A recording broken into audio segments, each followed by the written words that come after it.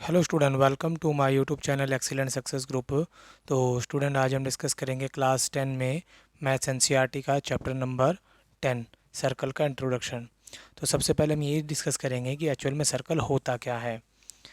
Circle, a circle is a collection of all those points in a plane which are at a constant distance from a fix point. यानी जो circle होता है, एक point ले लो, कोई भी एक फिक्स पॉइंट, इस फिक्स पॉइंट से कांस्टेंट डिस्टेंस का मतलब है कि एक ही दूरी पर बनाए गए बहुत सारे पॉइंट। जैसे कि ये हमारा एक फिक्स पॉइंट हो गया, ऐसे ले लेते हैं, ये हमारा फिक्स पॉइंट हो गया। अब इस फिक्स पॉइंट से एक जैसे डिस्टेंस पे, मान लो 2 मीटर की दूरी पर एक पॉइंट हो गया, दूसरा हो गया, तीसरा, इस तरीके से अलग अलग पॉइंट, लेकिन सबका जो डिस्टेंस होगा वो एक बराबर ही होना चाहिए। ये नहीं किसी का ज़्यादा किसी का कम है, ठीक है। ये जो दूरी है इस तरीके से बराबर दूरी पर, और इन सभी पॉइंटों को अगर हम ज्वाइन कर दिए हैं इस तरीके से, तो बनने वाली जो फिगर होगी वो हमारा क्या होगा, एक तरीके का सर्कल होगा। तो इसे हम कहेंगे सर्कल, यानी कि एक फिक्स पॉइंट से कांस्टेंट डिस्टेंस के ऊपर बनाए गए जितने भी पॉइंट होंगे उन सभी को ज्वाइन करने से जो फिगर मिलेगी हमें, वो हमारा सर्कल होगा। क्लियर। अब बात करते हैं सेंटर की। सेंटर क्या होता है? The point equidistant from the all points on the circle. यानी कि जो हमारा फिक्स पॉइंट था ना, ये जो फिक्स पॉइंट है ये सभी पॉइंटों से क्या है, इक्विडिस्टेंट है। इक्विडिस्टेंट का मतलब होता है इक्वल डिस्टेंस पे होना। जैसे कि मैंने अभी आपको बताया कि ये हमारा फिक्स पॉइंट जो है, इससे अगर 2 मीटर की दूरी पर है तो इससे भी 2 मीटर की दूरी पर होगा, 2 मीटर 2 मीटर 2 मीटर, तो ये सबसे एक इक्वल डिस्टेंस के ऊपर है। इसीलिए इस पॉइंट को कहा जाएगा कि ये जो पॉइंट है वो बाकी सभी पॉइंटों से इक्वल डिस्टेंस है। और जो पॉइंट इक्वल डिस्टेंट होगा उसी पॉइंट को हम क्या कहेंगे, सेंटर कहेंगे। क्लियर। जो हमारा फिक्स पॉइंट था ना ये वाला, ये एक्चुअल में क्या कहलाएगा, सेंटर कहलाएगा। अब बात करते हैं सरकमफ्रेंस की। The length of the curve around a circle. जो सर्कल के चारों तरफ एक कर्व लाइन दिखाई दे रही होगी, इसी कर्व लाइन को हम क्या कहते हैं, सरकमफ्रेंस कहते हैं। ठीक है। या इसको आप पैरामीटर भी कह सकते हो, क्योंकि पैरामीटर का मतलब भी यही होता है कि इसकी आउटलाइन का सम, और आउटलाइन हमें ये दे रखी है, तो सरकमफ्रेंस कह लो या पैरामीटर कह लो, एक ही बात है। अब बात करते हैं रेडियस की। रेडियस और सेमी डायमीटर, यानी डायमीटर का जो हाफ हम करते हैं उसे हम बोलते हैं सेमी डायमीटर। डायमीटर को भी अब हम आगे डिस्कस कर लेंगे, लेकिन रेडियस को सेमी डायमीटर भी कहा जाता है। Is the distance from the centre of a circle to its circumference. यानी ये इसका जो सेंटर था, इस सेंटर से सरकमफ्रेंस के बीच की जो डिस्टेंस होगा वो रेडियस कहलाएगा। जैसे कि ओ हमारा फिक्स पॉइंट है यानी कि सेंटर, और ये हमारा सर्कल है, सर्कल की आउटलाइन को क्या कहा गया है, सरकमफ्रेंस। इस पर एक पॉइंट ले लिया बी, तो ओ से बी तक का जो डिस्टेंस होगा वो एक्चुअल में रेडियस कहलाएगा। ओ ए, ये भी रेडियस कहलाएगा। ओ सी, ये भी क्या कहलाएगा, रेडियस कहलाएगा। क्लियर। अब बात करते हैं कॉर्ड की। The line segment joining two points of a circle is called a cord of a the circle. यानी कि सर्कल के किन्हीं दो पॉइंटों को मिलाने वाली लाइन को हम कॉर्ड कहेंगे। जैसे कि मैंने यहाँ पे पॉइंट आपको नज़र आ रहे होंगे, किन्हीं भी दो पॉइंट को मिला दो, चाहे इसको इससे मिला दो, इसको इसके साथ मिला दो, या इसको इसके साथ मिला दो, किन्हीं दो पॉइंटों को ज्वाइन करने वाली लाइन को हम कहते हैं कॉर्ड। क्लियर। तो यहाँ पर मैंने बोला है जैसे कि ए और बी, ठीक है, इन दोनों को ज्वाइन किया, कॉर्ड कहलाएगा। सी और डी है, इन दोनों को ज्वाइन करने पे जो लाइन मिलेगी वो भी हमारे क्या कहलाएगा, कॉर्ड ही कहलाएगा। किन्हीं दो पॉइंटों को मिलाने वाली लाइन हमारी कॉर्ड कहलाती है। लेकिन दोनों पॉइंट सर्कल के ऊपर मौजूद होने चाहिए। ऐसा नहीं है एक पॉइंट यहाँ दूसरा यहाँ, लो जी ज्वाइन कर दिया कॉर्ड बन जाएगा, ऐसा नहीं होगा।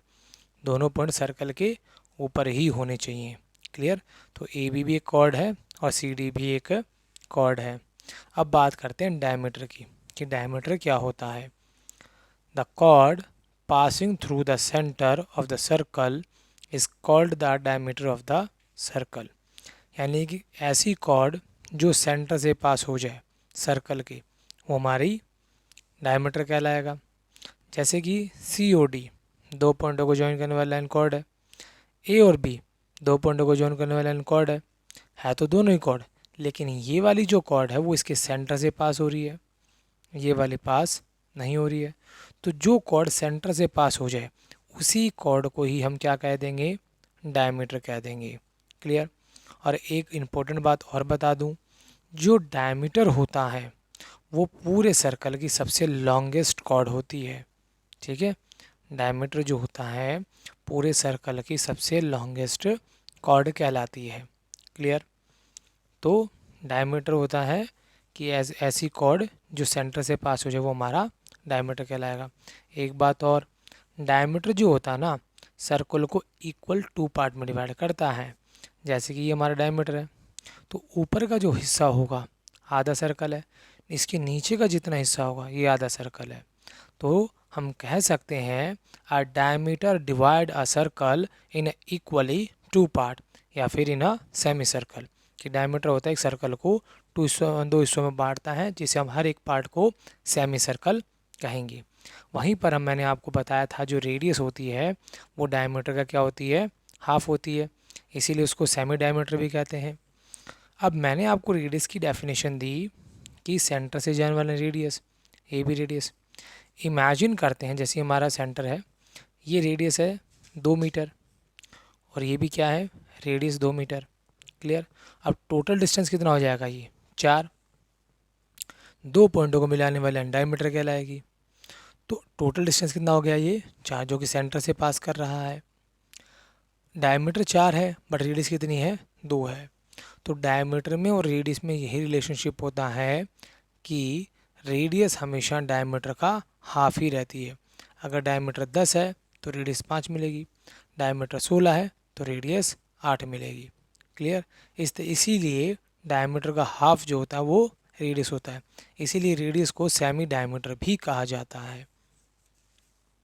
तो आप वीडियो को पॉज करके इन सभी बातों को नोट कर लीजिए। देखो ये मैं बताने की ज़रूरत तो नहीं है, लेकिन बहुत सारे ऐसे बच्चे होते हैं जिनको इनके बारे में पता ही नहीं होता, और जब हम चैप्टर को डिस्कस करते हैं तो उस समय ये पॉइंट हमारे बार बार में माइंड में आके परेशान करते हैं। जब हमें इनके मतलब ही नहीं पता होगा तो हम क्वेश्चन को सॉल्व नहीं कर पाएंगे। इसलिए पहले हमें इनके सभी कीवर्ड को डिस्कस करेंगे, बाद में इसमें लगने वाले रूल प्रॉपर्टी को फिर डिस्कस करेंगे।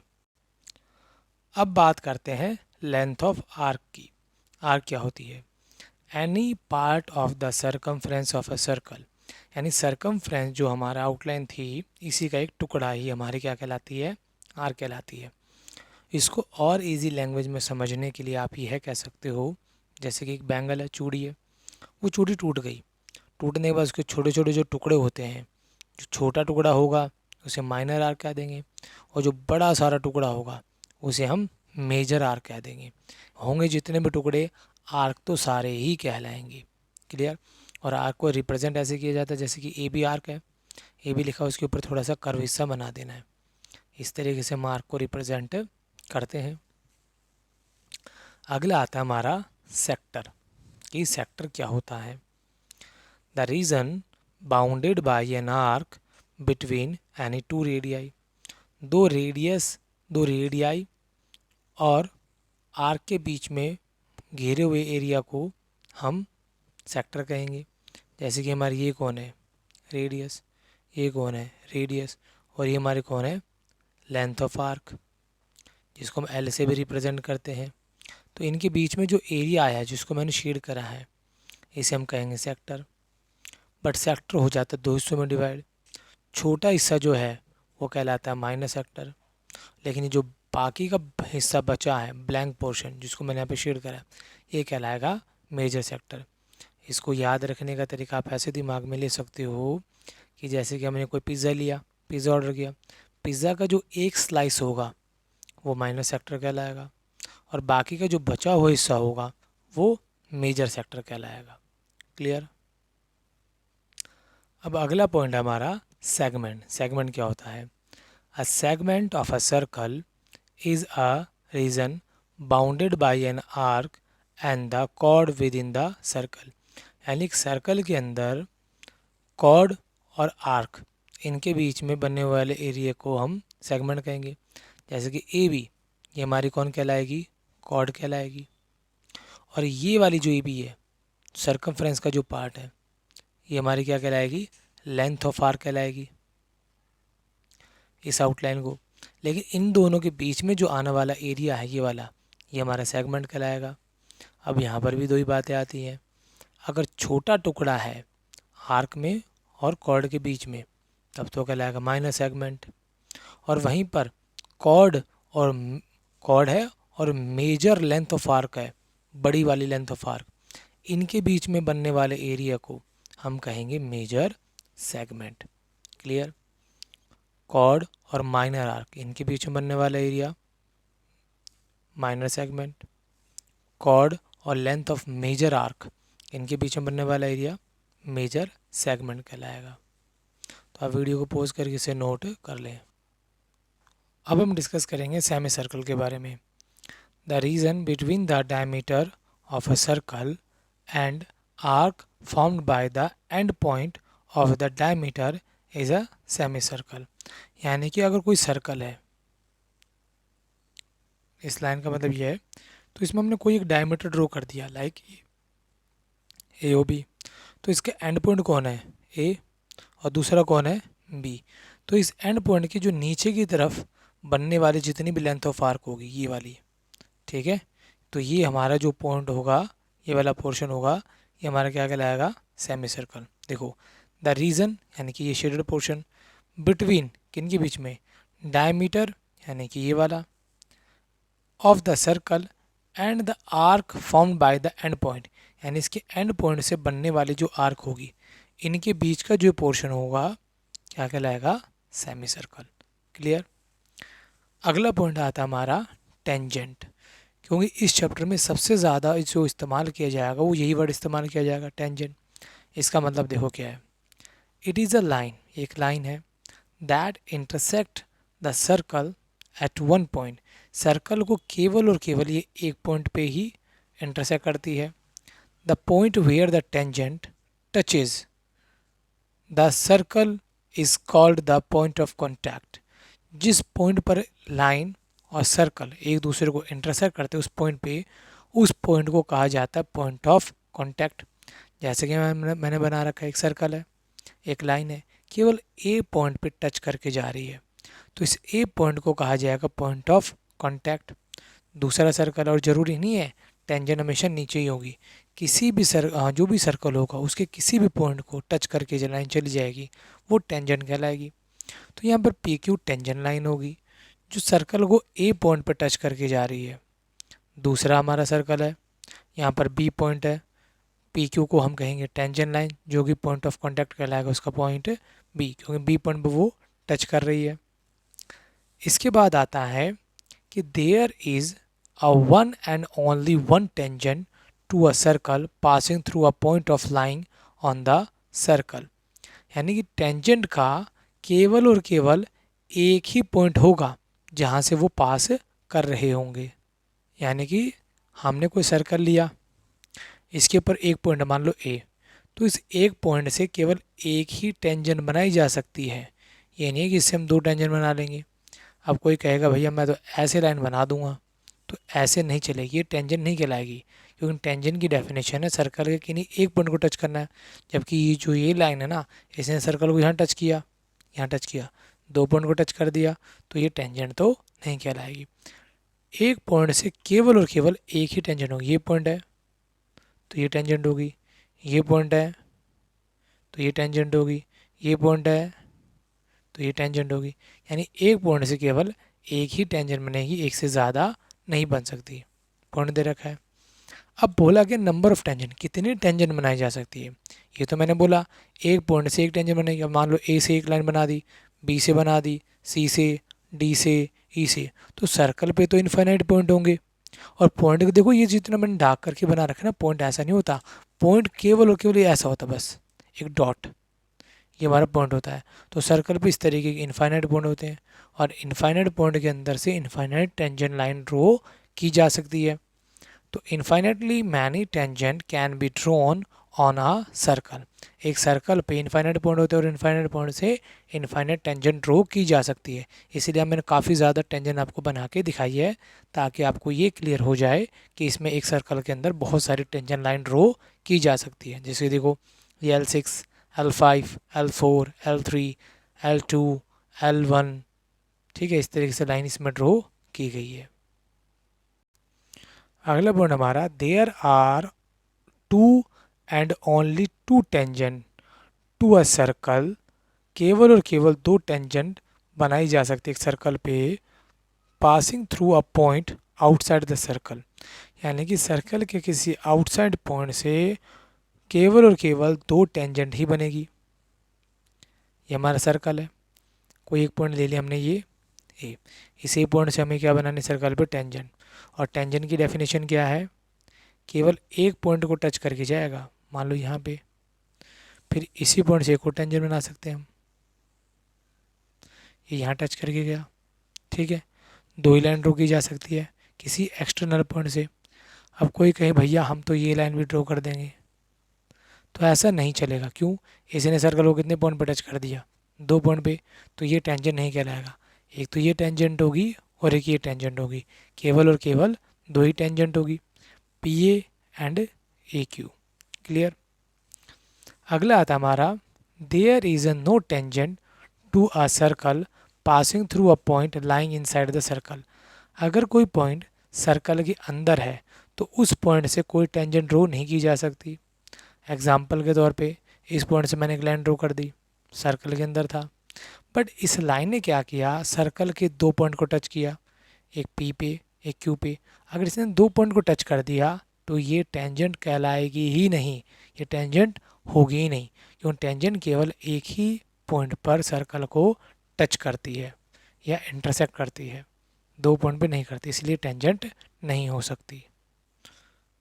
तो स्टूडेंट अब बात करते हैं हम सेकेंड की। A line which intersect a circle two distinct point is called a second of the circle, यानी कि एक ऐसी लाइन जो सर्कल को दो पॉइंट पर इंटरसेक्ट करके जाती हो उसे हम कहेंगे सीकेंट। जैसे कि हमारी जो ऊपर वाली लाइन थी ये एक्चुअल में सीकेंट ही थी, टेंजेंट नहीं थी। टेंजेंट और सीकेंट में यही डिफरेंस है, टेंजेंट केवल सर्कल को एक पॉइंट पर टच करेगी और सीकेंट सर्कल को दो पॉइंट से पास करती हुई जाएगी। P N Q, P N Q, यहाँ पर भी देखो पी एन क्यू, इसे हम कहेंगे secant. Clear? There are only two tangent parallel to a secant of a circle. इसका कहने का मतलब है, अगर हमने कोई एक सर्कल में से एक सीकेंट लाइन बनाई, मान लो ये हमारी एक सीकेंट लाइन है जो सर्कल में से दो पॉइंट को टच करती हुई जाती है, तो इस सीकेंट लाइन के केवल और केवल हम दो ऐसी टेंजेंट लाइन बना सकते हैं जो इसके पैरेलल हो। तो देखो, मान लो कि एक तो ये हो गई जो इस पॉइंट पर टच करके जाती है, दूसरी ये हो गई। अब यहाँ बात हो रही है पैरेलल की। पैरेलल का मतलब होता है ऐसी दो लाइनें जो कभी एक दूसरे को इंटरसेक्ट ना करें। जैसे मैं इसको बढ़ाता जाऊँ बढ़ाता जाऊँ बढ़ाता जाऊँ, कभी एक दूसरे को इंटरसेक्ट नहीं करेंगी, तो इनको हम कहेंगे पैरेलल। तो तीनों लाइनें आपस में क्या होंगी, पैरेलल। देखो, पैरेलल तो और भी ड्रॉ की जा सकती हैं, ये लाइन भी पैरेलल है, ये भी इसके पैरेलल है, बट ये दोनों लाइनें टेंजेंट नहीं है। मैंने क्या कहा कि एक सीकेंट लाइन के लिए केवल और केवल दो ही ऐसी लाइनें हम ड्रॉ कर सकते हैं जो कि टेंजेंट हो। तो टेंजेंट एक तो ये होगी, दूसरी ये हो गई। क्लियर? यही चीज़ मैंने यहाँ पे मेंशन की है कि एक ये टेंजेंट है, एक ये टेंजेंट है, सीकेंट है, जो ये आपस में क्या है, एक दूसरे के parallel. C D parallel P Q के, पैरेलल ई एफ के। इसी तरीके से यहाँ पर भी होगी, ये पॉइंट ऑफ कॉन्टैक्ट है दोनों टेंजेंट लाइन का, ये भी टेंजेंट है, ये भी टेंजेंट है, सीकेंट है, तीनों लाइन आपस में क्या है, पैरेलल। यानी तीनों को कितना ही बढ़ा लें एक दूसरे को इंटरसेक्ट वो नहीं करेंगी। क्लियर? इसके बाद आती है हमारी थ्योरम 10.3 क्लास 9, यानी क्लास 9 के अंदर हमने इसको पढ़ा था, लेकिन चैप्टर 10 क्लास 10 का इसमें इसका इस्तेमाल होता है और काफ़ी जगह पे होता है। जब हम इसके क्वेश्चन करेंगे, एक्स्ट्रा क्वेश्चन करेंगे, एनसीईआरटी एग्जाम्पलर से करेंगे, तो काफ़ी जगह पे इसका इस्तेमाल होता है। ये थ्योरम हमें बताती है, the perpendicular from the centre of a circle to a chord bisect are the chord, यानी कि अगर कोई सर्कल है जिसके अंदर कोई कॉर्ड बनी हुई है, लाइक ये भी, ये हमारा सेंटर है, अगर सेंटर से इसके ऊपर हम कोई बनाते हैं परपेंडिकुलर, ठीक है, क्या बनाते हैं, परपेंडिकुलर। परपेंडिकुलर का मतलब दोनों तरफ 90 डिग्री एंगल बनाएगा। तो ये जो लाइन होगी ना, ये लाइन, ये इस कॉर्ड को इक्वल टू पार्ट में डिवाइड करती है। गिवन क्या मिलेगा हमें, कि O P perpendicular A B पे है, तो रिजल्ट क्या मिल जाएगा हमें कि ए पी किसके बराबर होगी, बी पी की। और थ्योरम कौन सी है, क्लास 9 की है, लेकिन क्लास 10 में भी इसका इस्तेमाल होता है। 10.4 वही क्लास 9 की थ्योरम है, जस्ट इसका उल्टा है। इस थ्योरम में क्या बताया गया है, the line drawn through the centre of a circle to bisect a chord is perpendicular to the chord. कहने का मतलब जस्ट इसका उल्टा, कोई कॉर्ड है जो कि कुछ इस तरीके से बनी हुई है पी एन क्यू, इसके ऊपर से मैंने एक लाइन ड्रॉ करी और ये लाइन इस तरीके से ड्रॉ करी है कि इसको ये दो हिस्सों में बांटती है, जितना ये होगा उतना ये होगा। अगर ये दोनों इससे बराबर है, ये बात हमें क्वेश्चन में गिवन दे दे कि कोई लाइन सेंटर से कॉर्ड पे डाली गई है, वो इस तरीके से डाली गई है कि वो पी और पी पी को ए क्यू को बराबर हिस्सों में डिवाइड करती है। यहाँ पर मैंने ए पी और बी पी लिया है, दोनों से बराबर है, तो हम कह सकते हैं कि ओ पी जो होगा वो परपेंडिकुलर होगा किसके ऊपर, ए बी पे। और इसका जो प्रूफ है वो हम क्लास 9 में ऑलरेडी कर चुके हैं। क्लियर। इसके बाद आती है हमारी थ्योरम 10.1 जो कि क्लास 10 की है। इस थ्योरम में देखो क्या बताया गया है कि the tangent at any point of a circle is a perpendicular to the radius through the point of contact. अगर कोई सर्कल है जिसकी कोई टेंजेंट लाइन जा रही है कुछ इस तरीके से, ये हमारी कौन है, टेंजेंट है, सेंटर से इसके पॉइंट ऑफ कांटेक्ट पे जो लाइन रेडियस ड्रॉ की जाएगी वो ऑलवेज पे क्या होगी, परपेंडिकुलर ही होगी। Radius drawn on a tangent on a point of contact is always a perpendicular. ये लाइन क्या बनेगी, हमेशा परपेंडिकुलर ही बनेगी। गिवन हमें क्या मिलेगा, एक सर्कल है जिसका सेंटर ओ है, टेंजेंट एक्स वाई है, जिसका पॉइंट ऑफ कांटेक्ट पी है, तो हमने रेडियस ड्रॉ की जो कि ओ पी है, एक्स वाई पे क्या बनाएगी, परपेंडिकुलर। ये हमें थ्योरम 10.1 में बताया गया है।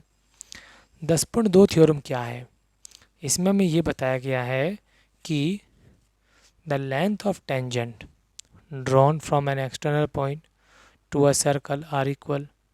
अगर किसी एक्सटर्नल पॉइंट से सर्कल पे टेंजेंट ड्रॉ की जाएगी तो उन दोनों टेंजेंट की जो लेंथ होगी आपस में क्या होंगी, बराबर होंगी। जितना पी क्यू होगा उतना ही हमारा पी आर होगा। ये हमें थ्योरम 10.2 में बताया गया है। गिवन हमें क्या मिलेगा, a circle with the two tangent P Q and P R, circle जिसकी टेंजेंट दो है P Q and P R, और उनका पॉइंट ऑफ कॉन्टैक्ट क्या होगा, क्यू एंड आर। तो हम कह सकते हैं दोनों के रिजल्ट क्या होंगी, रिजल्ट में दोनों की जो लेंथ होगी वो आपस में बराबर होगी। ये हमारी थ्योरम 10.2 हमें बताती है। हमारा नेक्स्ट पॉइंट है, by drawing two tangent from a point outside the circle and joining the tangent point an isosceles triangle is formed and the angles at the tangent point are equal। इसका कहने का मतलब है अगर किसी external point से हम tangent draw करते हैं तो हमने थ्योरम 10.2 में पढ़ा था कि दोनों की लेंथ क्या होती है, इक्वल होती है। तो जो इनका पॉइंट ऑफ कांटेक्ट होता है अगर इन दोनों को हम ज्वाइन कर दें तो बनने वाला ट्रायंगल क्या होगा, आइसोसेलेस ट्रायंगल, क्योंकि दो साइड इक्वल है आइसोसेलेस ट्रायंगल होगा। और किसी ट्रायंगल की अगर दो साइड इक्वल होती हैं, ये दोनों साइड, तो उनके अपोजिट एंगल भी आपस में क्या होते हैं, इक्वल होते हैं। तो इस साइड के अपोजिट में कौन है, ये वाला एंगल, और इस वाली साइड के अपोजिट में कौन है, ये वाला एंगल। ये दोनों एंगल भी आपस में क्या होंगे, इक्वल होंगे। जब हम क्वेश्चन को सॉल्व करेंगे उस सिचुएशन में हमें इनकी ज़रूरत पड़ेगी। ठीक है, तो अगर दोनों साइड बराबर हैं, क्योंकि draw a tangent from any external point are equal, side equal है तो एंगल भी आपस में क्या होंगे, इक्वल होंगे। तो हमें गिवन क्या मिलेगा, एक सर्कल जिसका सेंटर ओ है, टेंजेंट है पी ए और पी क्यू, ड्रॉ की गई है एक्सटर्नल पॉइंट ए से। तो बनने वाले जो ट्रायंगल होगा पॉइंट ऑफ कांटेक्ट को मिलाने पे पी ए क्यू वो एक्चुअल में क्या होगा, आइसोसेलेस ट्रायंगल, पी ए बराबर पी क्यू, और बनने वाला एंगल, इसको मैंने एंगल 1 दिया, इसको 2 दिया, ये दोनों एंगल भी आपस में क्या होंगे, इक्वल होंगे। क्लियर। अब नेक्स्ट पॉइंट आता हमारा कि in two concentric circle if a chord of the larger circle is tangent to the smaller circle then the chord is bisected at the point of contact। यानी कि अगर दो concentric circle है, इसको हम ऐसे समझते हैं, कॉन्सेंट्रिक सर्कल का मतलब होता है एक ही सर्कल के जो सेंटर होता है उसी को दूसरे सर्कल का सेंटर मान के हुए बनाया गया एक दूसरा सर्कल, यानी दोनों सर्कल का सेंटर जो है वो बिल्कुल एक ही होगा। अब इसको नाम दे दिया, मान लो मैंने C2, इसको दे दिया C1। तो मैंने कॉर्ड ड्रॉ की, वो जो कॉर्ड है C2 की तो कॉर्ड है। कैसे? मैंने कहा था कॉर्ड की डेफिनेशन है दो पॉइंटों को मिलाने वाली लाइन कॉर्ड है, बट वो C1 की क्या है, टेंजेंट है। तो जो ये पॉइंट होगा इसे हम कहेंगे पॉइंट ऑफ कॉन्टैक्ट। ठीक है, इसे P दे दिया, A दे दिया, B दे दिया। तो A जो है पॉइंट ऑफ कॉन्टैक्ट है C1 का, और PB जो है वो C2 की कौन है, कॉर्ड है। हमने पढ़ा था कि अगर सेंटर से टेंजेंट पे ड्रॉ की गई लाइन क्या होती है, परपेंडिकुलर होती है। ये हमने थ्योरम 10.1 में पढ़ा था। और क्लास 9 की थ्योरम 10.3 में हमने पढ़ा था कि अगर सेंटर से कॉर्ड पर डाला गया परपेंडिकुलर उसको क्या करता है, बाइसेक्ट करता है। ठीक है, तो इस लॉजिक के हिसाब से जो PA होगा और PB होगा आपस में क्या होंगे, इक्वल होंगे। यही बात मैंने आपको और इजी वे में बताई है कि जो C1 सर्कल है इसकी तो टेंजेंट है, पर C2 की क्या है, कॉर्ड। तो जो सेंटर से डालेगी लाइन रेडियस है हमारी, वो एक्चुअल में इस पे क्या बना रही है, परपेंडिकुलर। और परपेंडिकुलर डाला गया किसी कॉर्ड पे वो उसको क्या कर देता है, बाइसेक्ट कर देता है। क्लियर? तो यहाँ पर जो इस्तेमाल हुए वो हुई थ्योरम 10.1 क्लास 10 की। यहाँ पे जो इस्तेमाल हुए थ्योरम 10.3 इस्तेमाल हुई है। और इन दोनों का इस्तेमाल करके PA बराबर किसके आ जाएगा, PB के। ये बात मैंने लिख दी है। AB टेंजेंट है C1 की, बट कॉर्ड है C2 की।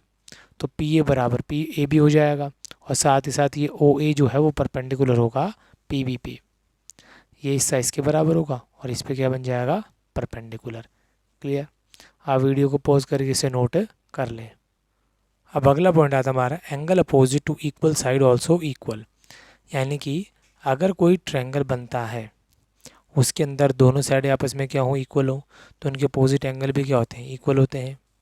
उदाहरण के तौर पे जैसे ट्रायंगल है OAB, अगर मैं कहता हूँ ये दोनों साइडें आपस में क्या है, बराबर हैं, तो OB के सामने वाला एंगल मान लो 1 है, OA के सामने वाला एंगल 2 है। ये दोनों एंगल भी आपस में क्या होंगे, इक्वल होंगे। अब इसका सर्कल में क्या इस्तेमाल है, देखो मैं दिखाता हूँ। सेंटर से जाने वाला रेडियस, सेंटर से जाने वाला रेडियस, और जहाँ पर ये टच करते हैं उन दोनों पॉइंट को मैंने मिला दिया, तो ये हमारे एक ट्रायंगल मिल गया। दोनों साइड बराबर हैं तो हम कह सकते हैं इसमें बनने वाले जो एंगल होंगे वो भी आपस में क्या होंगे, बराबर होंगे। क्लियर? ये अगर हमें गिवन मिलता है कि OA और B दोनों रेडियाई है एक ही सर्कल की, तो उनके अंदर बनने वाले अपोजिट एंगल भी आपस में क्या होंगे, इक्वल होंगे। फिर अगला टॉपिक हमारा, अ quadrilateral which all vertices lie on a circle is called a cyclic quadrilateral. एक ऐसा सर्कल जिसके एक ऐसा क्वाड्रिलेटरल जिसके चार जो वर्टिसेस होते हैं वो सर्कल के ऊपर ही लाई करते हैं। चारों पॉइंटों को मिलाने से जो क्वाड्रिलेटरल मिलेगा उसे हम कहेंगे साइक्लिक क्वाड्रिलेटरल। यानी ऐसा क्वाड्रिलेटरल जिसके वर्टिसेस सर्कल के ऊपर मौजूद हो, सर्कल के अंदर नहीं। जैसे सर्कल है तो वर्टिसेस इसके ऊपर होनी चाहिए, 1 2 3 4, अंदर नहीं हो कि 1 2 3 4 चारों को मिला दिया, ये नहीं चलेगा, ये वाला होना चाहिए, चारों वर्टिसेस सर्कल के ऊपर हो। तो इसे हम क्या कहेंगे, साइक्लिक क्वाड्रिलेटरल। क्लियर? अब इसका इसमें क्या इस्तेमाल है, देखो इस्तेमाल ये है कि हमने क्लास 9 के अंदर थ्योरम 10.11 पढ़ी थी। उसमें हमारा कंसेप्ट क्या था कि अगर कोई साइक्लिक क्वाड्रिलेटरल है तो उसमें जो अपोजिट एंगल होते हैं ना ये वाले, इनका जो सम होता है वो 180 डिग्री होता है। एंगल D और एंगल B इन दोनों का सम भी क्या होगा, 180 डिग्री होगा। कब होगा, जब हमें क्वेश्चन में गिवन दे दे कि साइक्लिक क्वाड्रिलेटरल है। कई बार क्वेश्चनों में हमें एंगल फाइंड करने के लिए दिया जाता है जहाँ पर इस कंसेप्ट का भी इस्तेमाल हो जाता है। तो अगर आपको क्वेश्चन बोला जाए कि ABCD एक साइक्लिक क्वाड्रिलेटरल है तो आप कह सकते हो कि इसमें अपोजिट एंगल का सम 180 होगा, इन दोनों का भी सम 180 होगा। क्लियर?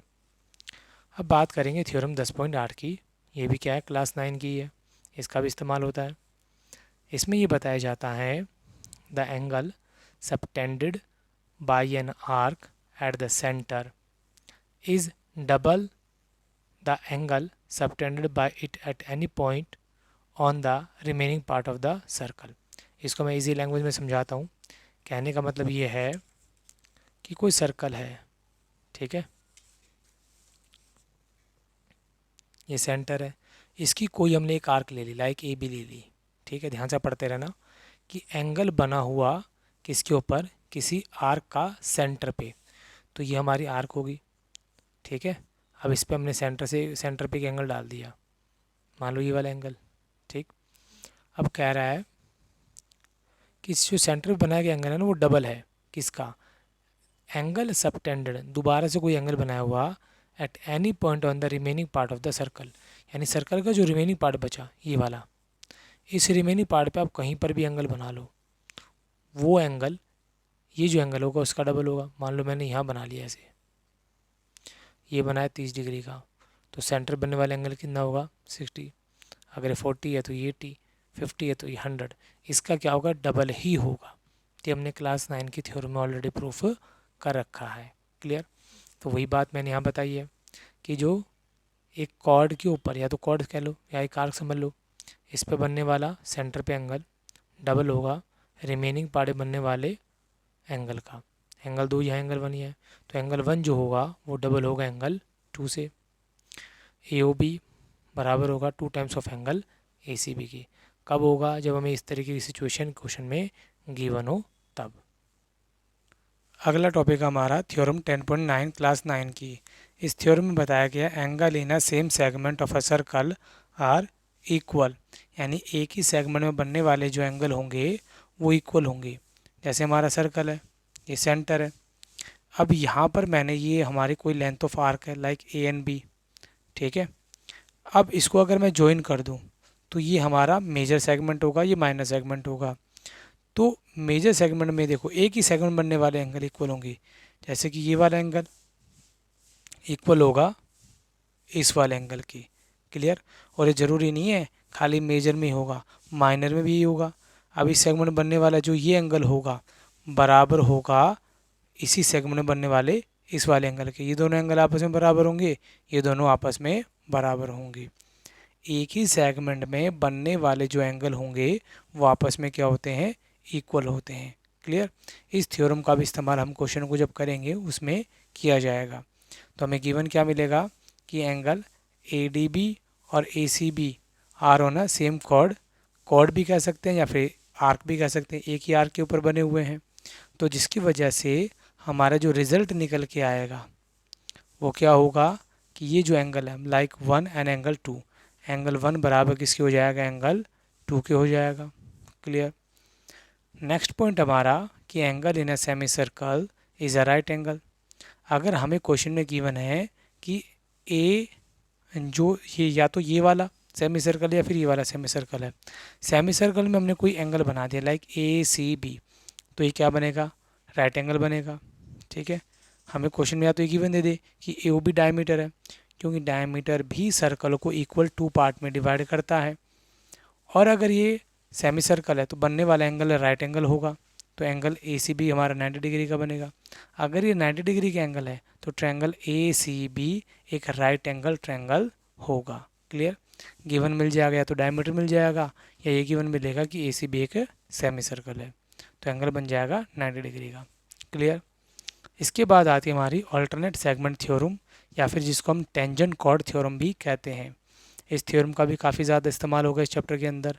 देखो एक्सरसाइज जो हमारी है वो काफ़ी छोटी है, लेकिन हम उसको प्रैक्टिस के तौर पे आर डी शर्मा से क्वेश्चन करते हैं, सपोर्ट मटेरियल से करते हैं, तो वहाँ पर क्वेश्चन थोड़े उन बुक से एडवांस होते हैं और उनको करने के लिए हमें इनका यूज़ करना होता है, ठीक। इस थ्योरम में देखो क्या बताया गया है, for any circle angle formed between the tangent and chord through the point of contact of the tangent। कहने का मतलब ये है कि कोई सर्कल है, इस सर्कल की कोई टेंजेंट लाइन है, ठीक है। मान लो ये ए है और ये बी है बोला है और ये इसका सेंटर है। इस पॉइंट ऑफ कॉन्टैक्ट से मैंने कोई कॉर्ड बना दी लाइक ये ए बी सी, ठीक है। ध्यान से देखना हो क्या कह रहा है क्वेश्चन में, for any circle angle formed between the tangent, ये तो होगी tangent, and chord through the point of contact, इस पॉइंट ऑफ कॉन्टैक्ट से कोई कॉर्ड बना दी,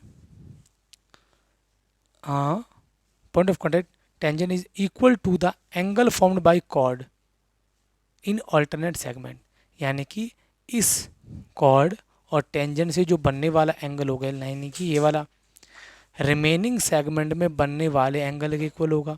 अब रिमेनिंग सेगमेंट में एंगल कौन सा होगा, यानी कि कुछ इस तरीके से ये एंगल होगा, तो ये एंगल इस एंगल के क्या होगा, बराबर होगा। ठीक है, ऑल्टरनेट सेगमेंट यानी कि ये हमारा पहला सेगमेंट हो गया, इसके ऑल्टरनेट में कौन सा हुआ, दूसरा वाला यानी बचा हुआ सेगमेंट, इसमें बनने वाला एंगल कौन होगा, ये वाला एंगल। ये दोनों आपस में क्या होंगे, बराबर होंगे। यही बात यहाँ पे मैंने मेंशन की है। इसी तरीके से हमारी पी ए ये टेंजेंट है और इस पॉइंट ऑफ कॉन्टैक्ट पे हमारी जो कॉर्ड होगी वो सी ए होगी। बनने वाला ये एंगल है, देखो ये हमारी कॉर्ड है ना, तो बचा हुआ पार्ट कौन सा, इधर वाला, तो इसमें बनने वाला एंगल कौन होगा, ये वाला। तो एंगल 3 बराबर किसके हो जाएगा, 4 के। क्लियर। अगर हमें क्वेश्चन में गिवन हो कि कोई हमारे पास पॉइंट ऑफ कांटेक्ट है जिससे कोई कॉर्ड बनेगी है, तो कॉर्ड और टेंजेंट में बनने वाला जो एंगल होगा ऑल्टरनेट सेगमेंट में बनने वाले एंगल के आपस में क्या होगा, इक्वल होगा। क्लियर। ये हमारी है ऑल्टरनेट सेगमेंट थ्योरम या फिर टेंजेंट कॉर्ड थ्योरम। इसको थोड़ा सा हम और एक्सप्लेन करते हैं।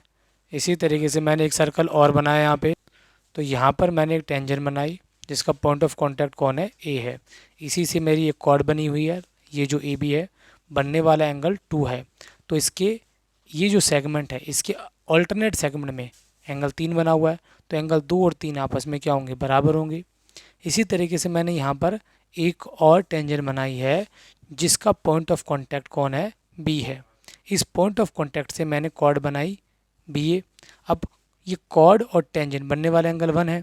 अब इसी कॉर्ड के अब ऑल्टरनेट में बनने वाला एंगल 3 है, तो एंगल 1 और 3 ये दोनों भी आपस में क्या होंगे, बराबर होंगे। ये हमारी ऑल्टरनेट सेगमेंट थ्योरम है। इसके बाद आता हमारा पाइथागोरस थ्योरम। देखो पाइथागोरस थ्योरम का इस्तेमाल किस तरीके से किया जाता है, जैसे कि मैंने आपको बताया ये हमारा सेंटर है। अगर मैं कोई टेंजेंट ड्रॉ करता हूँ लाइक ए बी, तो पॉइंट ऑफ कांटेक्ट पे ड्रॉ की गई जो रेडियस होती है वो परपेंडिकुलर बनाती है। और अगर एक्सटर्नल पॉइंट ए को ज्वाइन कर दिया जाए सेंटर के साथ में, तो 90 डिग्री के सामने वाली जो साइड होती है वो हाइपोटेन्यूज बन जाती है, ये बेस और ये परपेंडिकुलर। और अगर किसी ट्रायंगल में राइट एंगल बन गया तो उसमें पाइथागोरस इस्तेमाल की जा सकती है। पाइथागोरस थ्योरम कहते हैं कि हाइपोटेन्यूज का स्क्वायर इक्वल होता है बेस का स्क्वायर प्लस में परपेंडिकुलर के स्क्वायर की इक्वल होता है। अब यहाँ पर 90 डिग्री के सामने कौन है, हाइपोटेन्यूज यानी कि ओ ए, बेस कौन है, ए बी, और परपेंडिकुलर ना ओ बी, इनका स्क्वायर, इन दोनों के स्क्वायर का सम इक्वल होगा हाइपोटेन्यूज के स्क्वायर के सम के इक्वल। ठीक। और इसी के साथ हमारा चैप्टर 10 का इंट्रोडक्शन यहाँ पे कंप्लीट होता है। तो स्टूडेंट इस वीडियो को ज़्यादा से ज़्यादा अपने दोस्तों के साथ शेयर करें ताकि इस चैप्टर के जो कंसेप्ट है वो एकदम उसको क्लियर हो जाए। जब इतना पढ़ने के बाद अगर वो किसी क्वेश्चन को अटैम्प्ट करते हैं तो क्वेश्चन आपके ईजिली सॉल्व हो जाएंगे।